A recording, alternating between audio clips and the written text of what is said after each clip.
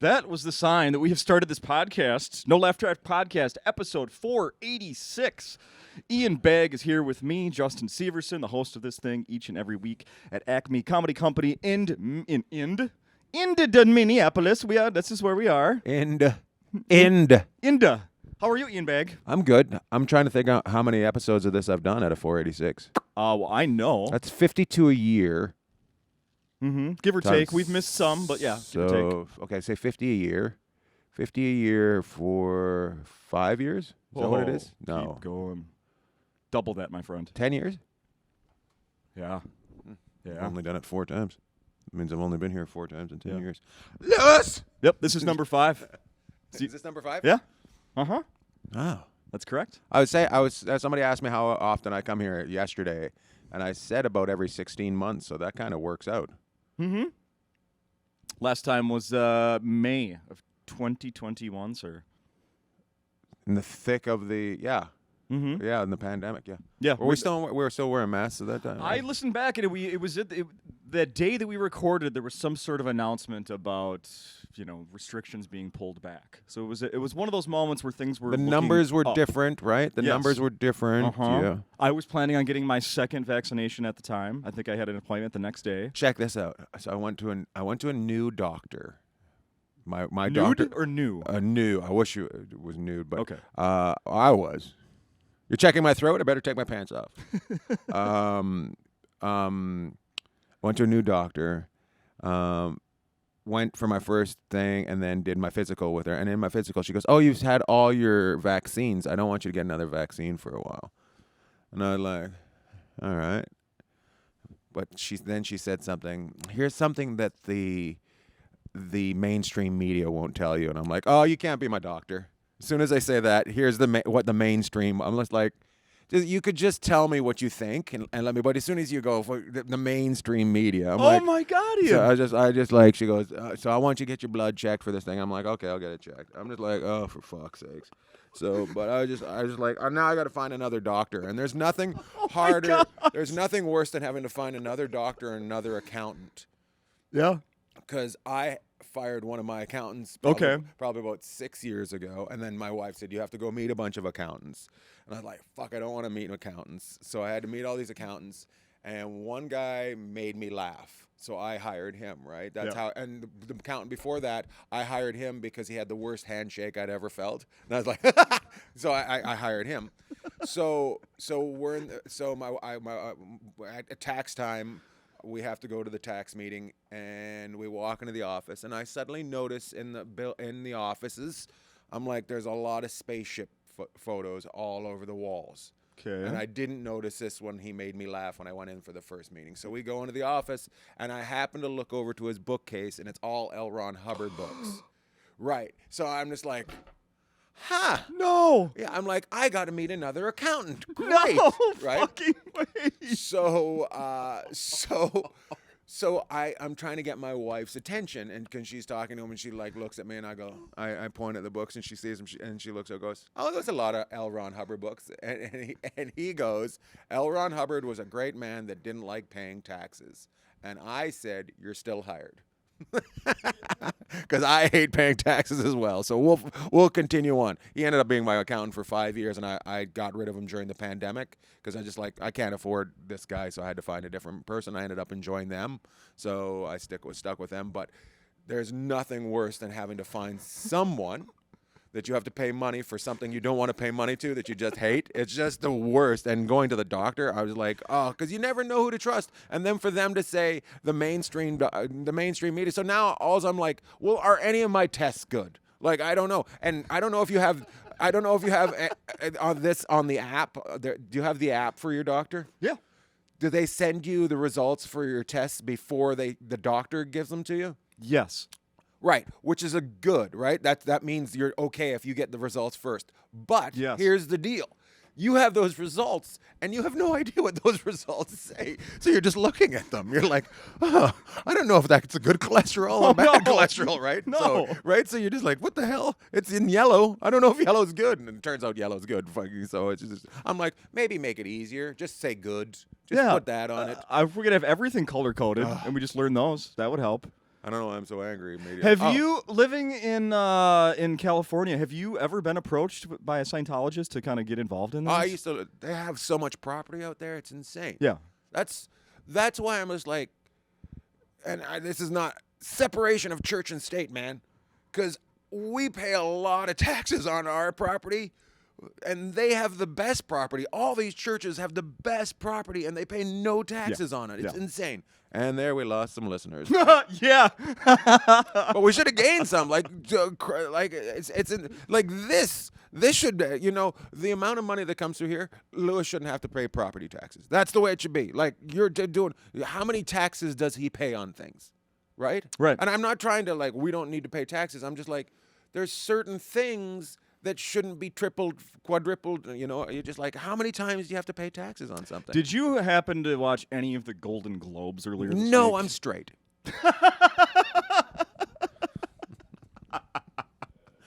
Sorry.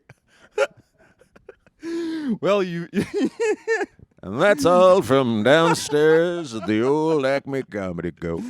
Well, I did watch some of it. Well, your wife is in for a surprise at some point during her relationship. You know what's even funnier about that is she was telling somebody yesterday about that being on TV. She's like, yeah, Justin put the Golden Globes on. Oh, my God. And he was watching it, and I overheard. I'm like, jeez, okay. Justin put on his best ball gown, came in for the awards. What am I wearing? Well, I'm glad you asked. Walks through the kitchen, pretends it's the red carpet through the kitchen. The host is a comedian, Carmichael, Gerard Carmichael. Gerard, yeah. And he made a joke about Scientology. He had a line about, I found all these awards that are for Tom Cruise. He didn't come to get them. How about we trade these for the information of where Shelley Miscavige is? Oh, man, people flip out? The crowd did not go along. Because they're 90% Scientology. I mean, it does say something, doesn't it? Yeah, it Either they are their friends, or that or they don't want to burn that bridge. You know what Scientology, and you know what most religion is, and this is taking a weird turn, but it's when you're looking for something and you get a bunch of other things like fame and money, but you're still empty. You start, okay, what else is there? And if you're missing something at the beginning, you're not going to find it when you get the golden cows or whatever they call them, Yeah. You just gotta be a good person. You gotta enjoy life, and you gotta know that we're here, and you gotta treat people well. And there's some things, not everything's out to get you. Right. You know what I mean? And you gotta respect your fellow human being, and there's evil out there, and you're gonna go through evil, but it doesn't mean you need an angel to come save you. It means you need to have people around you that are good people, and surround yourself with people that are that treat people the same way you'd treat somebody. That's why the Hells Angels are so much fun, because they treat people the way they treat people. You know what I mean? Like, they're just a bunch of people that are exactly the same. You're right. They ride motorbikes. They do other things, and I'm not going to say what they do, but they all like to enjoy doing those things. That's why they have a good time. That's the kind of you got to do your own Hells Angels group to be around. Have you ever been recruited? Hells Angels? Yeah. Well, funny story. No. No, I've never been recruited. I was doing. This has got nothing to do. What do you look like in a vest?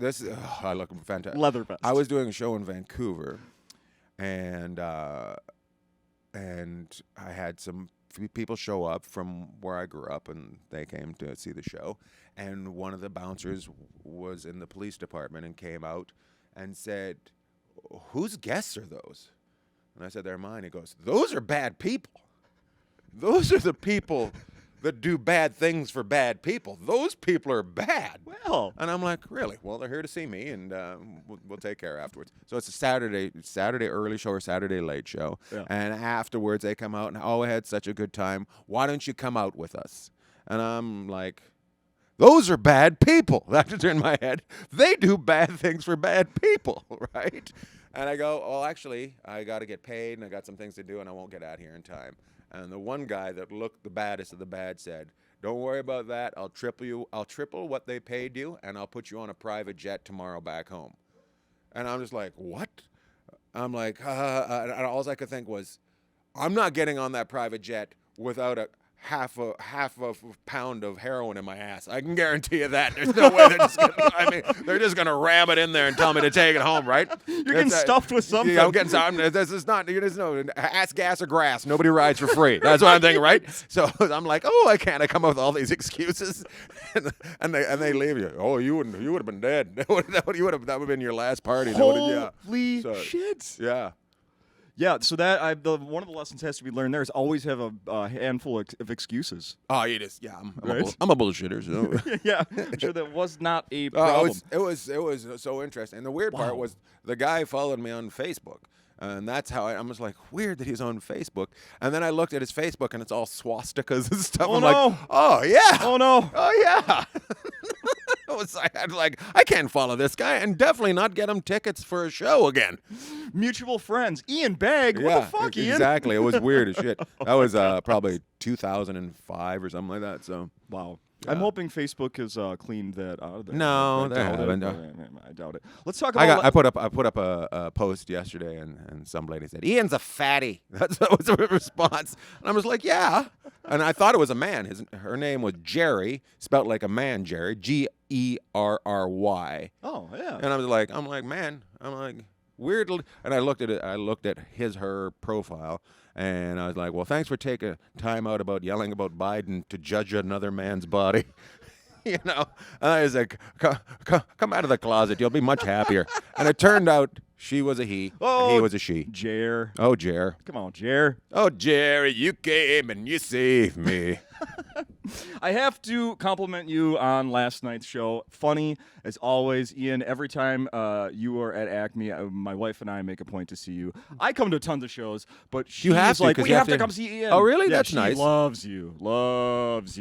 Because her husband watches the Golden Globes, and she needs somebody to take over after him. Yeah. In fact, now this might not. Whatever, Jerry. This might have been a jab at me. We were leaving last night, and she goes, "If I laughed that hard every day, I would have good abs." Oh, man. So she's saying that like I should make her laugh more, or just that you're so funny? Just put on a laugh track and put on a laugh track and see, what are you doing? Trying to get rid of your jiggly jig? Trying to get you some hardcore abs here, baby. But seriously, I was looking over and where were you guys sitting? We were let's see, what do we call this? If we're looking out from the stage to the left there, maybe halfway back, Just by the like second pillar. In the dark. Yes, in the you dark. were in the dark, yeah. Yeah. No, not visible. In the dark. You know what's funny is the little couple over here that was the lady that complained about Minnesota food. Yes. I thought were going to be much taller. And then they turned out to be tiny people. She was little. And he was mad at her because she brought up his mom. And he goes, somebody wanted to fuck my mom. And I'm like, you did not listen to this show, man. That was not what was going on. So interesting, because we were very close to them, and there was a point where you were like having the back and forth with him, and he was mouthing something quietly, and he looked really pissed off. Oh, he was a grumpy little ass. He looked really pissed off. He owns a weed dispensary, so I don't know how he could be like grumpy like that. Bro. Yeah. No. He had a little ego. I could see him wandering around. That's why I actually went back to it. I was just like, I'm gonna make this guy hurt. I'm gonna make him hurt emotionally. That's how I do it. I make people laugh or cry, and sometimes you gotta make them cry to just let them know that you make people laugh. Like I said, like always, you know, your shows are never the same either. That's what's just so fantastic. One of the things that came up last night, I need to correct. Somebody said something about Minnesota sushi. Oh, that's a girl up here, yeah. Up front, and she said it was pickles. Hour 40 from here. She said it was pickles, cream cheese, and corned beef. Yeah. What is it? Ham. Oh, well, I guess you can do different styles just like sushi. I think the original's ham. I Googled it. Brandon wasn't even here last night. He left by then. He hasn't heard anything my show. about this. He's saying ham. I Googled it, and one of the other, it's called Minnesota sushi, pickle roll-up, of course, or Lutheran sushi, named after, the religion. Is it lutefisk? Is that a Minnesota thing, too? Lutefisk. Lutefisk. What is that? It is... All I know is Bobby Hill ate a bunch of it on What kind of fish is it? It's they like bury it in lye, basically. Like it's soaked in lye. That's not good for you, is it? Which sounds like poison, yeah, right? Isn't it? Yeah. That's how you get rid of a body. Exactly. Yeah. I must eat everything else. I don't know. It turns the fish gelatinous. Oh my God. How's that for a description of food? That's Norway. Yeah, I do have Norwegian blood. I have tried it from a family member who's made it. They brought it around Christmas in like a little Tupperware thing. We're like, oh, just try a little. Yeah, it smells awful. It doesn't taste good. Yeah. Iceland, they do that with shark, I think. Don't recommend. Yeah. Anyways, I just seen it on King of the Hill, and the lady that made it had moved there from Minnesota, so I just like brought it up. But fun crowd. Row 2, they were dressed up, and they were like, thanks for dressing up. They teased me about not dressing up because I had just gotten off the plane. Well, row 2, they were a couple. It was his birthday, and they're ballroom dancing instructors.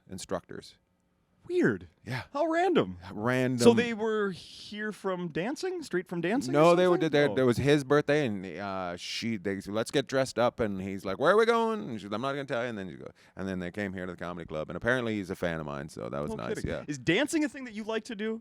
No. When's the last time you went dancing? Ballroom dancing. You know, all I could think was, and I don't know if this is, I'm just getting older, so I'm a little bit fucking squish in the fucking and the heart. My wife would fucking love to go take classes for ballroom dancing, and all I could think was, I should sign up for ballroom dancing and take them with her. But who knows? I'm 2 left feet, so I'll step on her. I'll step on her toes a bunch of times. She's like, we're done. We're done. You do that one more time, and we're done. And we're done. And we're done. I don't even know why we're here. So funny. I listened to a couple episodes of Enjoying Orange Slices, some of the newer ones. You like it? Recently. Of course. Okay, I just mean, checking. I'm a hockey fan, so of course I like it. It's been good. I love doing it. Had I started it the last time I was here? Okay, yeah. So it's grown quite a bit, actually.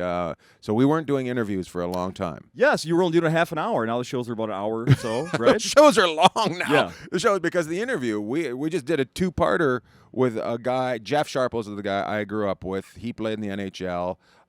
He actually grew up next door to a guy named Wade Flaherty. They both played in the NHL, which is crazy that they both went to the NHL. And then the bum down the street became a comedian.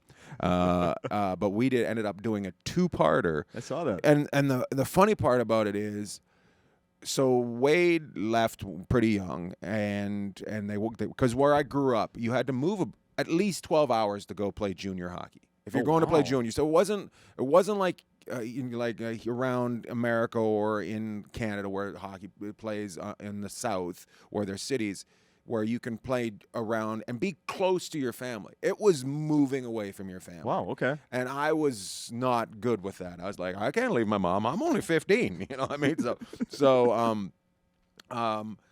I just thought Wade had gone and it was smooth sailing. He went to the NHL, and he just takes us through his career, and it is all over the place. And it's the most impressive thing because he's just so even keeled. And I would love to take him and let him just talk to. But he's coaching the NHL now. But I would love to just have him talk to young guys in comedy. In different things, because life is such a twisty turny thing, and if you believe every turn you're going to pendulum from side to side, and it's just I wish I'd talked to him years before, because I've been at the lows and I've been at the highs, and I wish I'd just stayed a little bit in the middle. So, Oh, that's fascinating. Yeah. The one of them that I listened to that I thought was really interesting was the name that I recognized was I have to read it because I'm gonna say Ron Darling because he's the baseball player and I'm a big Scott baseball Darling. fan. Scott Darling. Yeah. The former goalie from the Chicago Blackhawks. Doing comedy now. And doing comedy. So Yeah. I was gonna bring when I saw that a former goalie was doing comedy. I saw that I don't know 6 months ago, and I thought when Ian Bagg comes back, I'm gonna bring this up to him. You're like, it's happening. I got a note. Yeah. And then you know him, and then I find out that he's been opening for you. Yeah, so he started doing it about a year ago. I don't even think a year ago. As his career ended, he's like, well, what do I do now? So he actually became, he does a little bit of TV for the Blackhawks, and he started doing stand-up, and I got introduced by a friend. And I said, well, if you ever want to come out and, MC for me, we'll figure something out. Like MC can bomb his ass off. Sure. So he's like, yeah, I want to come out this weekend. And I'm like, well, I think I have somebody already.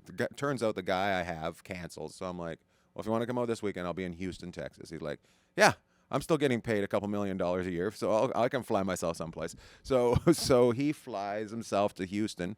does the first show. I'm like, how long have you been doing comedy? Oh, about 3 weeks. You know, so he ended up emceeing for me, but he's got it. He's got something, you know, going on, and we all need a little bit of a hand. So he just comes out and emcees for me every so often places. That's so cool. So he can afford to not make money doing comedy. He can afford to pay for his own hotel room, not make money, get $50 per show. And and have a bar bill. So yeah, it's all good. Amazing. The other one I want to bring up, and I did not listen to this one. I'm going to, but the name means a lot to me because I'll never forget seeing the footage. Clint Malarchuk. Clint Malarchuk. Yeah. Holy crap. Just a great talk too. Yeah. So people don't know that name. He was a goalie. So Clint was a goalie who played for Buffalo, who one in a billion, got a skate to the neck. Got him in the jugular and almost bled to death on the ice. On television. On live television. And the reason he was saved was the trainer at the time. And this is going back to when there was one trainer, not like 3 or 4 and a doctor and like a whole staff. It was pretty bare bones back then. Was a medic in Vietnam, right? So he knew where to put the pressure on the bleed because he had dealt with it in Vietnam. What are the odds? Yes, and the other thing was where he was at that time. The rink opened up on one side, and they just happened to be in the end where it happened. They were right next to the door, so they were able to get him into the dressing room right quick. Yeah, amazing. Man, he's gone through some things that you wouldn't believe. He tried killing himself. He's just dealt with like trauma since that, you know. Oh my God. Yeah, and I remember being at it was like a hockey expo where they're selling all this, you know, these new products and stuff. Like here's the latest and greatest or whatever. And I had never seen that video. So, you know, this is whatever 25, 30 years ago or whatever. And it was a stand that was selling these new neck protectors. And their selling point was, don't let this happen to you. And then they just had that video on a loop. Ugh, and all these kids are walking by. It's like, what the heck? Yeah, and what was that protector? It was just like a white piece of material that went around? Yep. It looked like a tampon. Looked like a tampon. I remember we used to have goalies wear them. Like not a tampon, like a maxi pad go around a guy's neck. Yes. Yeah. I remember we had goalies that wore them. Oh, my God. But the blood, when it happens, I mean, it's just... Yeah, just... spurting out. Yeah. Ugh, weird part is the football player from Buffalo. I'm just like, Buffalo's got some tough things happen to their sporting guys. Buffalo. Yeah. Oh my goodness. Yeah. Yeah. Good point. Yeah. Good. And that was another trainer saving him. Yeah. Right.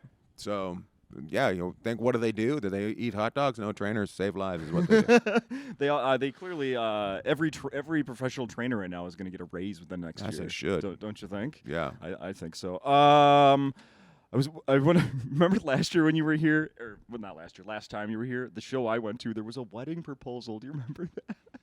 That's funny. Yeah. I remember the lady snapping and running on stage. Yeah. Oh, that was a few times ago. Was that a few times ago? Yes. Yeah. Yes.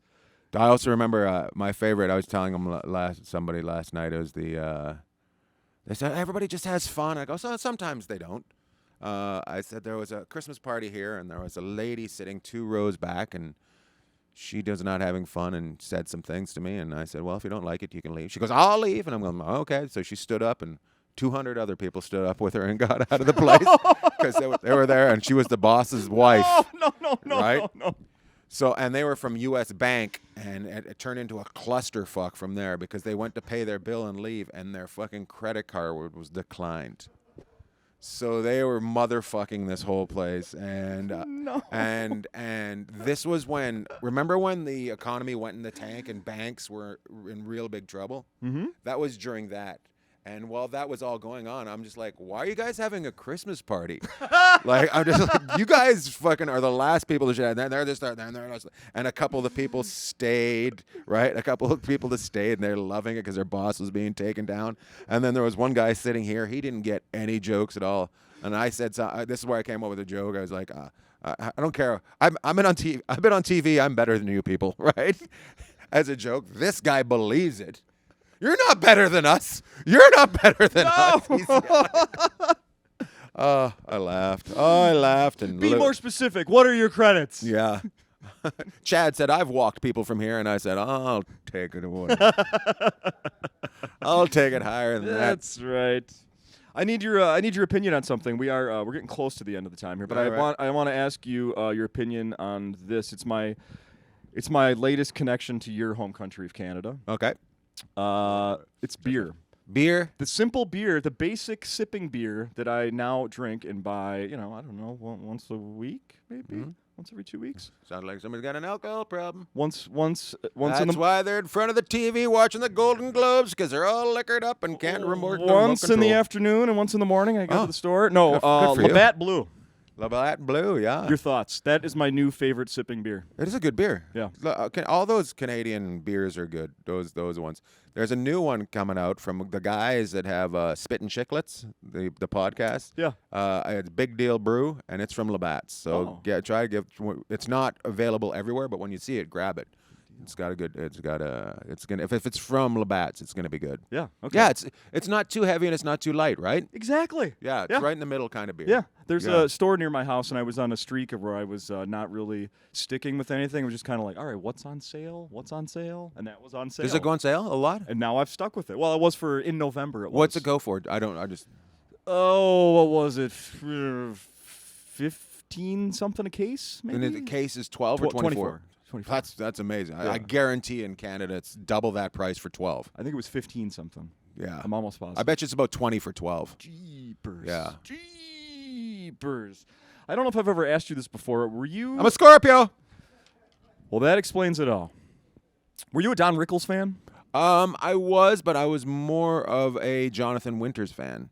And if you watch my comedy and then watch a Jonathan Winters thing, it's kind of... So what I do is take and make stories up.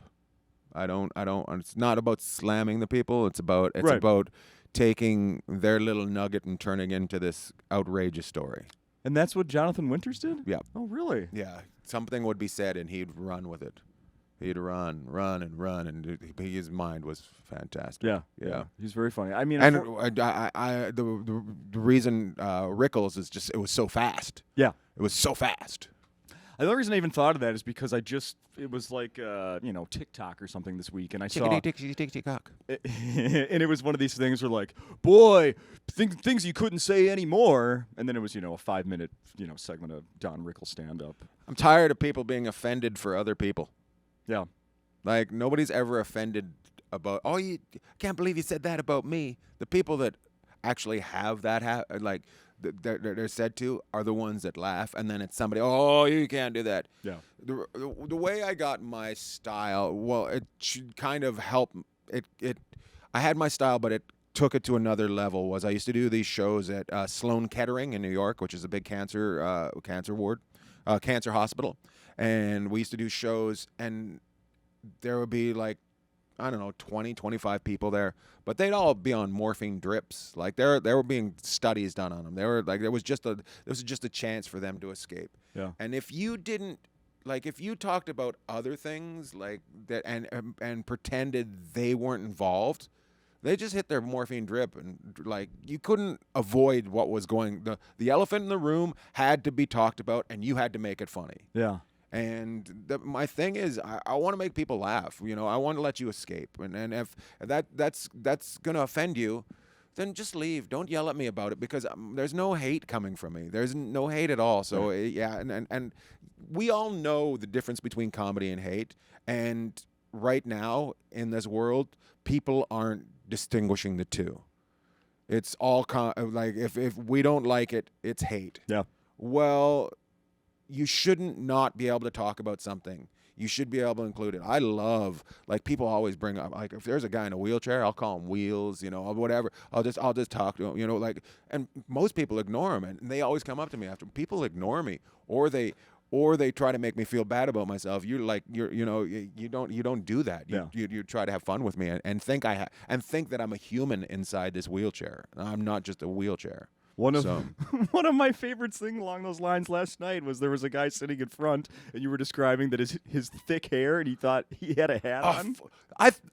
The lights were hitting it, and it looked this Asian kid, right? And he had a little bit of a bowl cut, but it was so thick, this hair, right?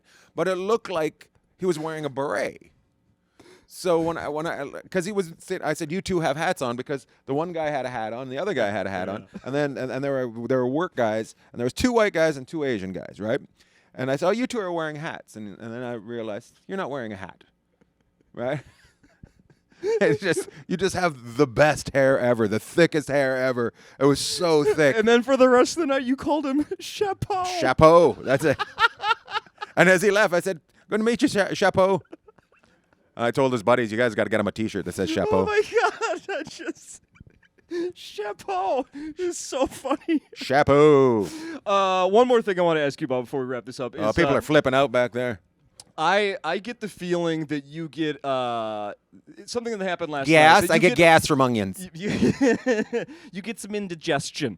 That you get a little bit of extra joy out of when you're talking to someone in the crowd. Let's say you're talking. Well, I'll just use the example that happened last night. You're talking to a girl, and then you reference what's going on in between her legs, maybe lack there of a lot, maybe the Arctic cat that's growing in between her legs. Arctic cat, yeah. And then you're like, why are you acting weird? And then you find out that her mom, like a sibling or a parent, is sitting next to them. You must get extra joy of when you start talking to someone, and then that awkwardness is because they're with a family member. I don't know if I get joy out of it. I always just get, I'm like, huh. You brought like, there's families at my show, and I'm not like crazy offside, but I'm offside. Yeah. Right? And I'm just like, interesting. Your family enjoys Ian Bagg, the whole family. I'm just like, what? That's that. I think like a couple. I think a bunch of friends. I don't think family. So when there's a family or family members or somebody that I would have an awkward time talking to things about, like my mom or my dad, bringing up Bush or Bulls or whatever, even though I say those things around my parents now, but so the girl she was probably in her 20s. Yeah. I think she said she was 28 actually. Okay. And then mom was older. But interesting though, mom had 2 older kids and then had her. Did you remember that? Yes. I'm like, oh, mom didn't want to. Mom took a decade off and then had another child. Didn't want to address that right away. Mom had lunch ladies. She was a lunch lady. I was teasing her about your lunch ladies. Lunch lady land. Oh, so good, so good. Her, I liked having her. She was. I said she was at January 6th, and she had her fucking scoops there, her metal scoops there, and she was clinging them together. Nancy, come out to play like the Warriors. Woo! Oh, good times. You guys got to see my show if you haven't. It's fantastic. I am great. And here's the other thing: all this stuff we're describing, you're not going to see it again because you'll never see it again. It was based on the people in the audience, but it'll be the same or better. I started working with a social media guy January 1, and today is January 10. Sure, that's more than that. 11, yeah. 12. Is it the 12th today? Yeah. And it's been insane. Like, we've posted 5 videos. So yeah, so Monday, Wednesday, and Friday. And I've never had the amount of views that I've had, and we've only posted old stuff, like old clips from old. So I'm just like, oh, this is fun. This is fun getting people to see and I'm just like, oh, I can keep putting stuff up because it's just one-offs. It's so much one-offs that I do. So you're about to pack clubs the more people see your stuff on. I hope so. I think so. I hope so. I think so. It's working for other people to get that stuff out there, and you've been doing it before everybody. Not everybody else, but you were doing the stuff people are putting out on social media. You were already doing that. I do it with laughs. Yeah. Well, there's something to be said for that as well. I'm really excited about it. It's been, and the people that are. I'll tell this story. So I'm at the store, the comedy store on Wednesday night, and I'm waiting to go on, and I just happen to check my phone, and I have not a TikTok, a Cameo. Somebody orders a Cameo a couple weeks ago, and I'm like, oh, I got to get this done. So I get it done in the parking lot. And afterwards, I just kind of check my Instagram, and the guitar player from Smashing Pumpkins followed me. And I was just like, what? And I was so excited. I was like, oh my God, the guitar players. And I followed him back. I'm like, oh, is that too soon? Did I follow him back too soon? I was freaking out. I shouldn't have followed him that soon. I was just giving it away. And why, if I'm that big of a fan, why wasn't I following him before? I was just like, I'm like, oh God. Okay, Send a message. You liked me first. Yeah, I was just like, I didn't mean to follow you back right away, but I'm such a big fan. But I'm not really. Hilarious. So, Love it. Yeah, I please go out and look at the Instagram and it's funny. I said to the guy that I hired, I said, what about Twitter? And he goes, I don't know about that shit show. I can't figure it out. I'm like, oh, thank God. Yeah. Thank God I don't have to do Twitter. I know. I can just keep telling people to fuck off. Yep, on Twitter. I'm over Twitter too. Yeah. All right, thank you. Brandon has to go do some stuff, so we're gonna wrap this up. Brandon was a man that had no time for my stories. Brandon didn't care about me. We're just trying to sell tickets, you motherfucker. We love Brandon. We love him, but we hate him at the same. We love Ian too. So thanks for having me. Yeah, of course. See you in 16 months. Lewis, write it down. Let's do it in 16 months or I'm in. sooner. Thank you. Thanks, bud.